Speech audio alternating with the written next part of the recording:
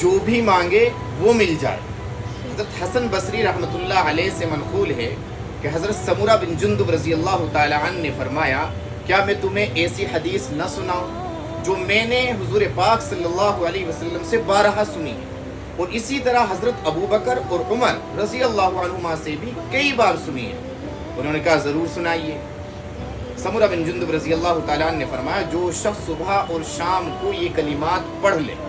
کلمات کیا ہیں؟ کلمات یہ ہیں اللہم انت خلقتنی وانت تہدینی وانت تطعمنی وانت تسقینی وانت تحیینی وانت تمیتنی۔ اے اللہ آپ ہی نے مجھے پیدا کیا ہے، آپ ہی مجھے ہدایت دیتے ہیں، آپ ہی مجھے کھلاتے ہیں اور پلاتے ہیں، اور آپ ہی مجھے جلاتے ہیں اور مارتے ہیں، یعنی موت اور زندگی کے مالک بھی آپ ہی ہیں۔ جو شخص صبح شام یہ کلمات پڑھ لے پھر جو بھی مانگے اللہ تعالیٰ اس کو وہی عطا فرمائے۔